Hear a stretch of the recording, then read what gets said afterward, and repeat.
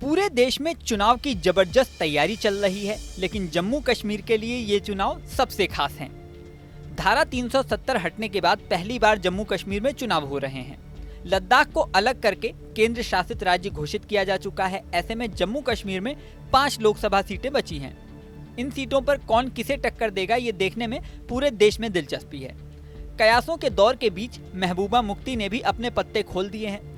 People's democratic party यानी PDP ने रविवार को कश्मीर घाटी में 3 सीटों के लिए अपने उम्मीदवारों की घोषणा कर दी।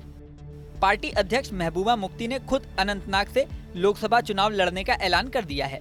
इसी के साथ पार्टी की युवा शाखा के अध्यक्ष वहीद पारा श्रीनगर से और पूर्व राज्यसभा सदस्य मुनीर फयाज बारामूला से चुनाव लड़ेंगे। रविवार को पीडीपी संसदीय बोर्ड के प्रमुख सरताज मदनी ने ये जानकारी दी। मुफ्ती और मदनी ने संवाददाता सम्मेलन में पार्टी उम्मीदवारों की घोषणा की। उन्होंने कहा कि पीडीपी जम्मू क्षेत्र की 2 सीटों यानी उधमपुर और जम्मू में कांग्रेस का समर्थन करेगी। यहाँ ये भी खास बात है कि पहले पीडीपी और नेशनल कॉन्फ्रेंस कांग्रेस के साथ INDIA गठबंधन का हिस्सा बने थे, लेकिन पीडीपी और नेशनल कॉन्फ्रेंस के बीच सीट बंटवारे को लेकर बात नहीं बन पाई। अनंतनाग राजौरी सीट पर INDIA गठबंधन के दलों में खींचतान चल रही थी। महबूबा यहां से चुनाव लड़ना चाहती थी, लेकिन नेशनल कॉन्फ्रेंस सीट छोड़ने को तैयार नहीं थी। 1 अप्रैल को नेशनल कॉन्फ्रेंस के उमर अब्दुल्ला ने धार्मिक नेता मियां अल्ताफ अहमद लारवी को अनंतनाग राजौरी सीट से प्रत्याशी घोषित कर दिया। उसके बाद से गठबंधन की उम्मीद टूट गई। बुधवार को महबूबा सामने आई और तीनों सीटों पर चुनाव लड़ने का ऐलान कर दिया। अब रविवार को पीडीपी ने कैंडिडेट्स के नाम का भी ऐलान कर दिया है।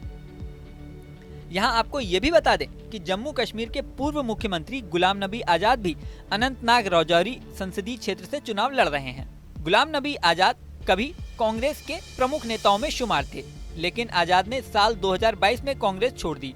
उन्होंने कांग्रेस के साथ अपने 5 दशक के लंबे जुड़ाव को समाप्त करते हुए डेमोक्रेटिक प्रोग्रेसिव आजाद पार्टी यानी DPAP का गठन किया।